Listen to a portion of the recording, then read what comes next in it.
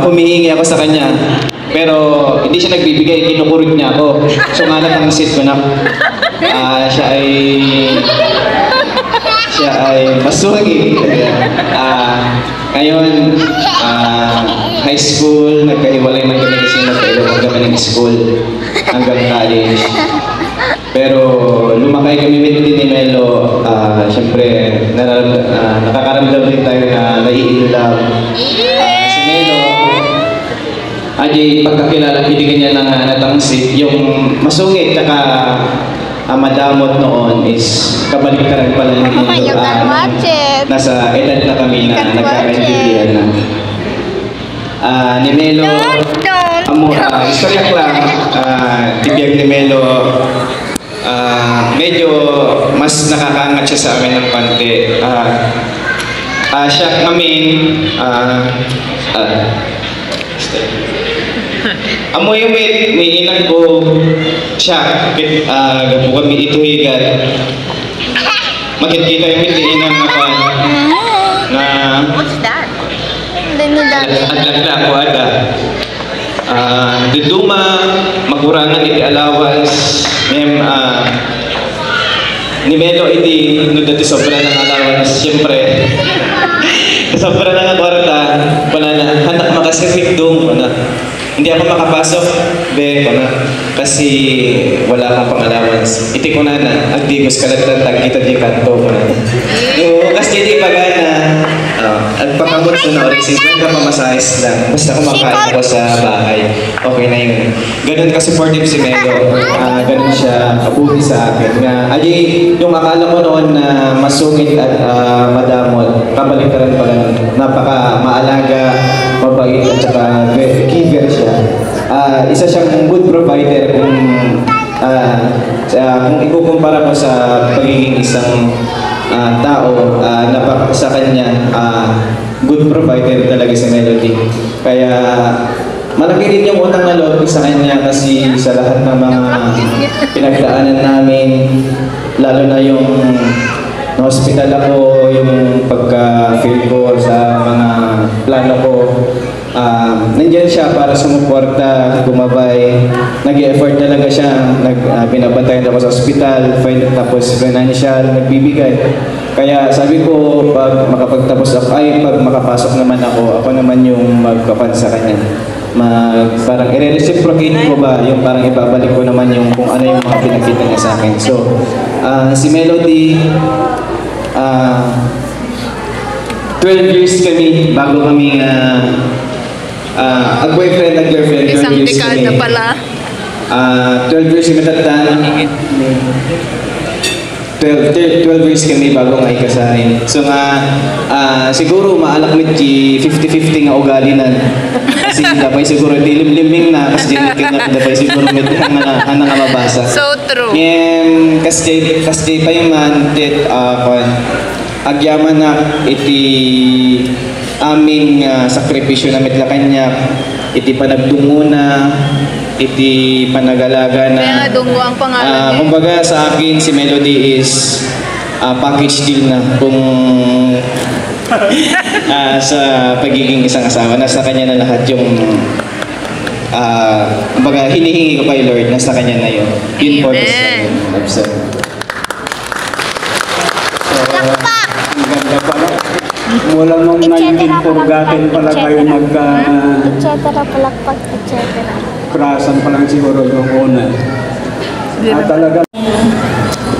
Noon kasi si mama at papa ko, ayaw nila na mag-boyfriend ako habang nag-aaral. Kasi si tito ko ang nagpapaaral sa akin.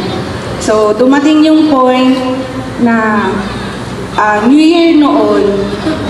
Tapos may mga kwentuhan, ganyan. Ngayon, nalaman nila na boyfriend ko si King. At nagalit si papa ko. Sinango na ni papa, pinayaban na ni papa, adegam na nga, 2x2. Akala ko noon, kasi mabutang nakiding, siyempre saktan niya siya, gano'n. Tapos, pinatugaw na, sabi niya. Anya, iyawid mon, sabi niya, iyawid mo dagiti bado ni Melon, sabi niya. Ano sabi niya? Tapos kasi, ang kami final pa sa gadal, hanak final pa sa eskwela. Kata, kuna ni King, Arikal, Awan, mabutin gamin din ni King. Pero, amo na agiding nga banag na nagdaanan mi ni King, naging motivation kanya mi nga agadal kami nga nalangin. Aglipas kan pa'y muna, magtapos muna kami sa pag-aaral namin at hanggang sa, kasi nung graduate na ako, kulang na lang nila gustong sabihin ng papa ko at mama ko. Anya, agasawa kan, ang kapay agasawa, namin manudang nga damagan kanya kung agasawa na po ng hampay. Kasi after nung graduate kami, ilang years pa bago dumating ang araw na ito. So, seeking, nung una, hindi ko takot ako sa profession na kinuha niya. Siyempre, alam ko natin na delikado. Hindi, yung safety ang iniisip ko din. Pero iniisip ko din kasi, Nakawiwid talaga ni paano Aya. kung hindi rin naman ako yung maging Sinasawsaw niya yung lollipop katulad? sa kwan. Kasi sabi ko, ito, future na to. Gusto ko rin naman na pag dumating ang araw na parang ganito po, darating ang araw na ikakasal si King, maganda ang buhay na meron siya. Kasi kung pipigilan ko po siya noon, pwedeng baka isising niya sa akin na pinigilan mo kasi ako, di sana ganito na ako, ganito. So, uray naligat, kahit mahirap po yun, sabi ko, sinuportahan ko siya. Ang long distance, hindi namin na-try nung nagsisimula po kami. Parang 4 years na po ngayon na naranasan namin ang mag-long distance. Sabi ko noon, ang long distance kasi baka matulad tayo sa ibang tao na naghihiwalay, sabi ko. Baka hindi magiging maganda ang ending natin. Pero glory to God kasi doon ko napatunayan na kahit magkalayo po kami, alam mo yung parang araw-araw kami nag-uusap, parang andyan lang siya. The way na magkasama kami sa baryo na kumakanta siya, lahat na yung banding, hindi nga lang po physical, pero through technology po, andun yung kagandahan ng teknolohiya na nagbaband pa rin kami dalawa. So nagpapasalamat ako kay King kasi kahit masungit ako, marami din siyang hirap na dahil siyempre ang ugali ng babae, alam ko po yan, no? Alam ng mga babayan yan na may time na moody talaga kahit wala kang ginagawa. May mga time na nagagalit ang babae sa mga lalaki. Ganun ako minsan eh. Binabato ko kay King yung galit ko kahit na hindi niya kasalanan. Pero alam ko naman na maunawain si King, mahaba ang pasensya niya. At sa kanya, nagpapasalamat ako sa kanya kasi tinuruan niya ako na ibaba ang pride ko.